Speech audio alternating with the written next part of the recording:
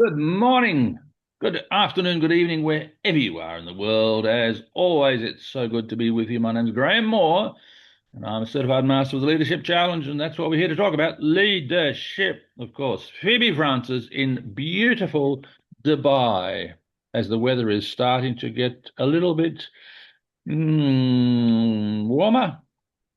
Yeah. Good morning, everyone.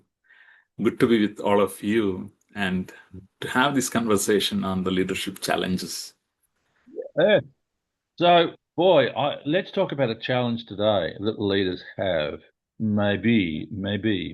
My question is this: who is the leader responsible to? Who is he responsible? Oh, she. Who is he or she responsible to? Now, there's two options here. Is he responsible to the people he's leading, or is he responsible to the person that he reports to? That person could be a managing director.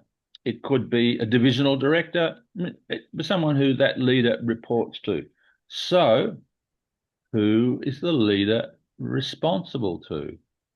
Phoebe, what do you think about Yeah, at first glance, most people may say, yeah, the leader is responsible to, for example, if he has a boss, to that person, or your organization, your shareholders. That is uh, the first impression or thought process coming up. But I want to say that it is not that single direct obligation. It can be like a compass pointing to multiple directions at once. So, yeah, it can be upward, it can be downward, it can be inward, and it can be outward. So, let us build on that, Graham. Oh my gosh, is this man going to be paranoid, trying to serve three or four different directions on the compass? A nice analogy, but I would think that it could be challenging for him to be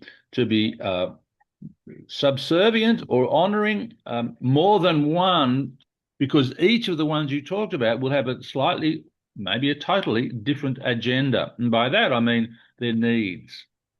So he or she's got to balance this, haven't they?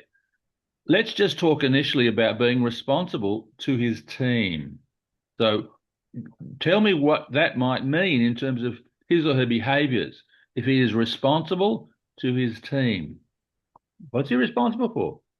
Yeah, I think I like to see it like me as a team member and having a wonderful leader in my department. And, one thing which he always took as a priority is to have an interaction with the team. And again, I just want to highlight you always mention leadership as a relationship, and that is the focus which I have seen the leader I respect and who was to whom I reporting to has practiced. And what happened with the team is team is willing to support him in all the way. And I want to highlight and link it to the first practice of the leadership challenge, modeling the way. As a team member, I have seen him modeling the way, and that makes us willingly follow him, not from a power holder position, but more from a relationship basis and more from a emotional connect that person build over a period of time. So, to your question, yeah, from a team member perspective, understanding what the for example, what are some of our priorities are in a workplace context, and then supporting us in that journey in whatever Yeah, way as a power holder he or she can. yeah. And I believe, as I keep saying, that the important thing is that leaders have a relationship. Boom, boom, boom. They have a relationship. They are authentic. They can be believed in what they say. This is because they're following the first practice of of modeling the way, and that their integrity is paramount, right? So that Yeah. everybody knows I can trust him. I have great faith in him and belief in what he or she is doing as my leader. And I believe it's paramount that the leader establishes that relationship. But dun, dun, dun, what happens when the person or even the people that he's reporting to in the organization. It might be the next manager up. It might be a divisional manager, a general manager. It might be managing director. Depends on the level of that leader. And what happens if the person to whom the leader reports requires something to be done, a change in the direction that the team perhaps is going on, it's something that needs to be done in his belief that is going to be dissonant, is going to be against what my team, the people who I care about and who report to me, that they will feel, what might they feel because of what is being asked of me to do with my team by the person above me in the chain. How am I, as a leader, going to feel about this? So, who am I responsible to? Am I responsible to the people who I lead and who follow me? Am I responsible to the man above or whoever around who makes big decisions that can impact on me and my team? Now, putting this to a further extent, and let's just say it's critical, and I want to defend the relationship that I have in my team, and I say to my manager or the man above or the woman above, no, I can't do what you're asking because it goes against my team and what I'm doing with them. I'm going to stand up and support my team and be the representative of my team. I could lose my job, right? If I'm if I'm not doing what my boss requires me to do, well, halas, there's the door, kind of thing, right? So I've got to be. Here's a little English expression that's sometimes used that I'm a servant to two masters. I'm a servant to the person who I report to, and I'm a servant to the people who I am leading. And sometimes things can happen which will conflict in that. So what am I going to do? What am I going to do? Because I've got to retain my authenticity, my genuineness, the trust that I have with the people I'm leading, and yet from above they're saying, Graham, this is what you need to do. Boom. Before you answer this question, let me mention a situation quite some years ago, and I may have mentioned this in one of our many conversations, that I was told something by the managing director of the company and the deputy managing director, and I was the next level down. And because of the size of the team and the project that we were working on, the longer term of this project had been cancelled. We're just telling you, Graham, this is the news. It has been cancelled. But you are not to share this with anybody. In other words, we had to keep working at what we're doing with all the energy and enthusiasm, believing in what we were doing. And yet I knew that there was an end date much sooner than what we had believed. And I wasn't allowed to tell anybody. Ah, what? So where people would say to me, Graham, I've heard that it's been cancelled. Oh, no, no, it hasn't. Oh, no. Oh, my gosh. Oh, my gosh. I seriously was saying that. I was lying and I hated it. But I was told by my boss who I was reporting to, who, by the way, I had the greatest respect for and who I learnt so much from as a leader. But he said, you cannot tell anybody. Now, he didn't say you have to lie, but he did say you cannot tell anybody. And I was kind of fudging the answers. Oh, well, I'm not sure. I don't know about that. Oh, wasn't comfortable. And it came a point where I could tell them. Unfortunately, they didn't say to me, you lied to us. They didn't take it out on me. They were very upset that it had been cancelled and they were very supportive of me, I'm pleased to say. But what happens? How do I deal with this as a leader? Because the scenario is my boss, let's call him my boss, has said, Graham, we want you to change and do this. And it's going to be a total change for the direction that the team is taking. And all the work that has been done, forget that. This is now what's important. But what do I do? Graham, this is coming to my mind. Let us start with a metaphor. Like, imagine a ship captain, and I see you in that space when you shared that story. The ocean is uncertain, the winds change. As the captain, you are not just steering the ship. You are responsible for multiple forces here, and I think uh, what is deeper is the purpose. It is about the purpose. Why does this team exist? Who are we serving, and what are we doing at this point of time? And as you rightly mentioned, yes, we may not we don't want to create more you know scary situations which can drive emotions to the people on hand. But and I just want to bring this concept here. You always highlight, leadership is a relationship. So how can be authentic in a way in which you convey what is required to be done at that point of time, rather than sharing the information which may not be relevant to that audience? Yeah. Now you mentioned my mantra that is Jim Couz's and Barry Posner's mantra, which I very kindly taken on and use as much as I can. Leadership is a relationship, right? You know that. You just said it for me. So what I would believe also is that the relationship that I have with my manager is of the same nature, right? I'm going to treat that as a relationship that I am going to build and maintain. And if it might be difficult, he may not want that, but I am going to work at building a relationship with him or her so that we can get the very best out of this from an organizational point of view. So if he knows that I'm building a relationship with him or her, I keep popping that in because it's important that both male or female is involved in this potentially. So I can say, well, I have a problem with what you're asking me to do. I have some real issues with this, and I could go through those issues. And depending on what the point is, I mean, it might be something which is black and white. Graham, this is what we're going to do. We're no longer, so that's final. Or it could be something that I could negotiate. And I could say, can you give me a timeline to manage this with my team? Oh, you might say, yep, I'll give you 2 days.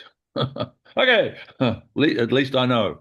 So I've got some parameters in order to deal with this issue, which I'm going to suggest in our scenario now, our hypothetical, that likely what I'm going to be conveying to the team in itself will be something that the team will not be happy about. That's where the conflict arises, in my mind, as the leader, that I'm being asked to do something which I'm not comfortable with, and being asked to tell my team that and convey the practicalities of all that's involved, and I'm not comfortable with that because I know what their likely reaction will be. So give me time. Hello, 2 days. Oh my gosh, is that all I've got? So then, bearing in mind your words, which you've taken from me, and I'm happy that you did, because I took from Jim Couzes and Barry Posner. Leadership is a relationship. So I would want to have a conversation as soon as I could with my team. One of the possibilities that occurs in this hypothetical situation is that rumors can start because someone in the other manager's office has made a comment or let the cat out of the bag, whatever, and the word can get around. And in an organizational perspective, particularly with the team that's bonded together, I hope, I don't want anybody picking up rumors. I don't want anybody picking up false information. Not at all. I will avoid that at all costs because this is going to preserve our relationship. They will know that if there's an issue, I will share that with them and I'll be open and honest at all times. Okay. So, ladies and gentlemen, I need to call a meeting. I need you to come into the meeting room. We've got something to talk about. And when that happens, I will say, guys, how you doing? Everything going well for you? I hope. Yep. Anything you want to share with me? No. Okay. Well, I've got something I need to share with you. And you know that I'm always honest. I'll always give you the good news as well as the not so good news. And you know how much what you do is important for me and is important for the organization. But I need to give you some news that I was given by the managing director, that nasty person. No, I'm not going to say that. But because he shared with me some changes that he wants to have happen, because he believes they are in the best interest of this organization, he's asked me to convey this to you. And I was respectful of the way that he asked me to do this. And I said, please give me a day or two to do it, and I'll arrange everybody to come in and we'll do it all openly and together. So this is what it is. And I should say that I have a feeling that what I'm going to convey to you may not sit well with some of you. I understand that. But I do believe that overall, the information that I'm going to share with you, the changes that the managing director wants to put in place, even though initially they may be difficult, even though I resisted this when he was discussing it with me, I can now see and believe the positives that will come out of this for everybody.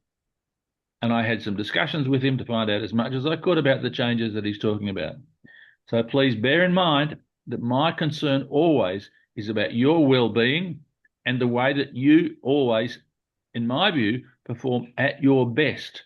And I know you will in what is going to be some changeable times. Things will change. You'll still have a job. It will be different. I did resist it, but I now believe it's in the best interest of our team working together. So, are you all with me? And I hope at this point they'll say, yes, you tell us what you need to tell us, Graham. Great. I'm so pleased. Remember, my primary concern is always about you as the team that I'm honoured to lead, not leave, lead. Okay, thank you. Let's go. Now, let me tell you what the situation is. You're all fired. No, no, of course not. I'm joking. That's a big joke. No, but I hope that I wouldn't even say that in the meeting with my team. Don't worry. That is not a sort of appropriate comment at all. I want to guide them through this and have them believing that my concern always has been about them. Even though the message and the information that I was getting from the managing director, I did not agree with. And I tried to push back on it, but it has to be. So who am I responsible to? Well, I'm responsible to you, each and every one of you. I'm responsible to you, but I'm also responsible to the man who I report to, in this case, the managing director. So let's go, even though there may be a conflict in what I have to say to each of you now. How does that sound, Phoebe? I think this is where leadership becomes real, your responsibility to your people and the way in which you convey it and how it lands on them. It can be it can land making people disengaged, or it can make people inspired to take Sure. action.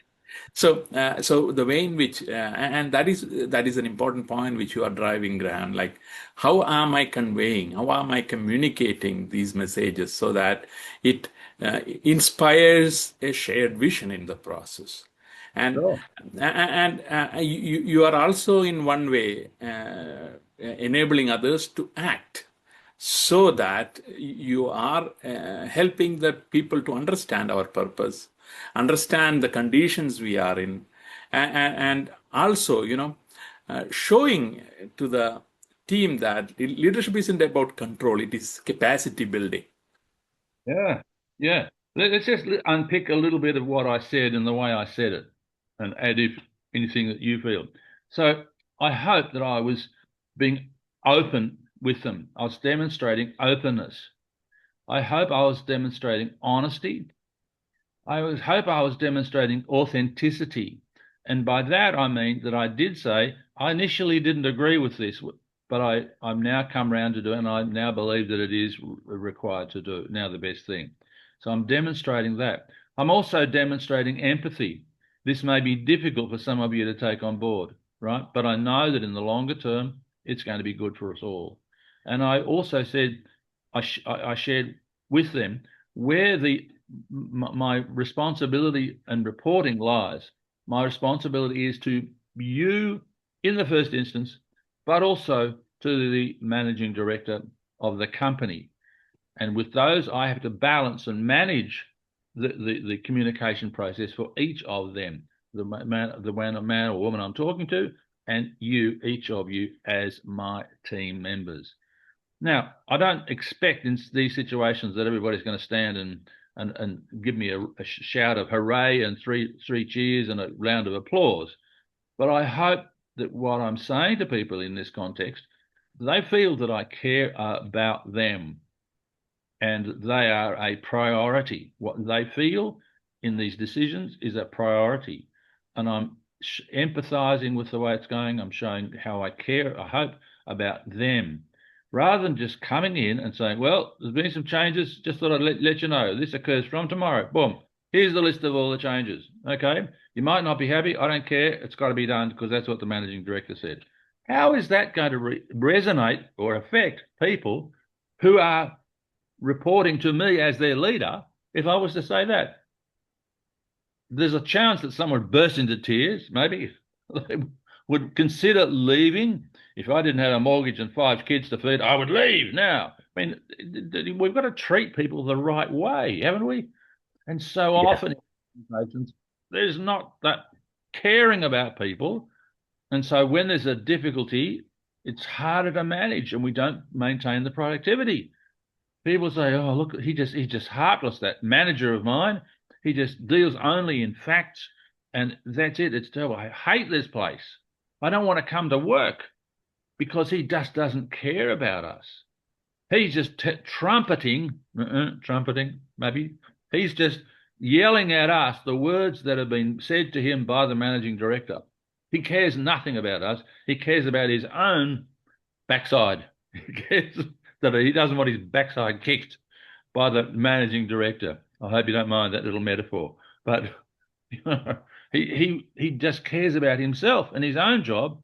He doesn't care about us. The leader has got to care about the other people. Otherwise, he won't have anybody working for him. They'll say, I'm out of here. Goodbye. Don't like this. Because he doesn't care about me. Neither does neither does the managing director. Because I want people to I start remember to perform at their best. Sorry, Phoebe. when you shared that, it got me reminded during COVID times, an organization in US, they are in the fintech space.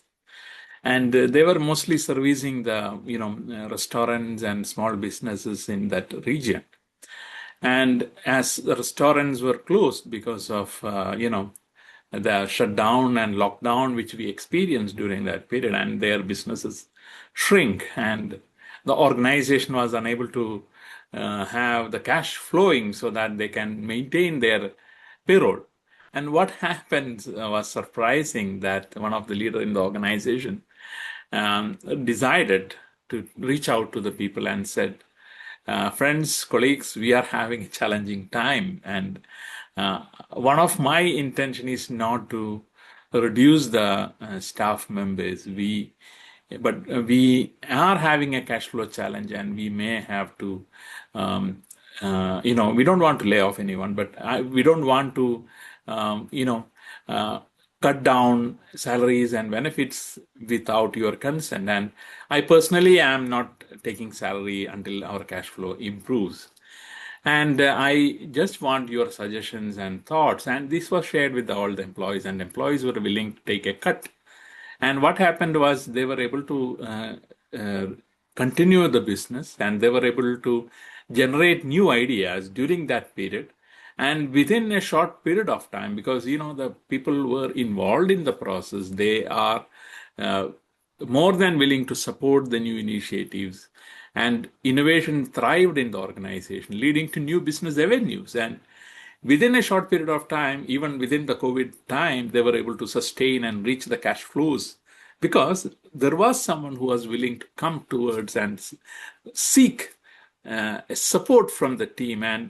And what we have seen is, um, it, it it was like modeling the way which we have seen one of the first practice of the leadership challenge, where the leader is coming and forward and sharing it. And as you mentioned, building the trust, building the credibility, and uh, trying to motivate them and enable them in the process, leading to a change in the organization's trajectory and cash flow. Yeah. And at the end of his meeting, he could reflect on the fifth practice, and he could say, I knew that this was going to be your response.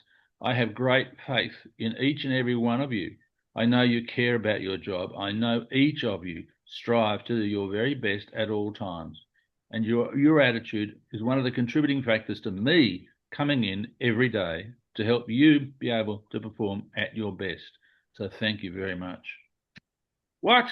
What did he just do? Oh my gosh. He said something nice to the entire team, and they are then likely to give a round of applause and be so grateful that they are working with this person. How long have I been saying leadership's not hard? And what I've just modelled in terms of the dialogue that I would have with that team, I hope people can understand that this is not hard. The managing director has said this is what you need to do, and I might not like that. Now, let me just go back to that scenario a little bit, and let's just for one moment think: what if the managing director's proposal involves letting two or three people go? That as a result of this change, two people will need to leave the organisation or leave your team. And in that situation, I would hope that I, as the leader, would say, there are two of you I need to talk to separately. So can we have this discussion? And let's just have you, Barry. Can you come in and see me? And Mariam, I'll come and talk to you in a moment back in your office. And then I'd have a conversation one-on-one with this person and say, I know this is tough. Let's talk about how we can manage, but your position is no longer available.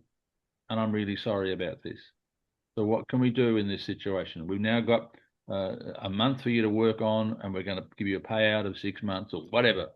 But I will help you move through this as the best that I can. And I'm not going to share this with the others, that this is the situation, until you are comfortable with what I've just talked about. And he might say, yeah, I'm okay now. I'm not happy, but okay, great. Then I'll share that with the others in view of my honesty, right? In view of my authenticity. And then I would go and talk to Mariam and have a similar conversation.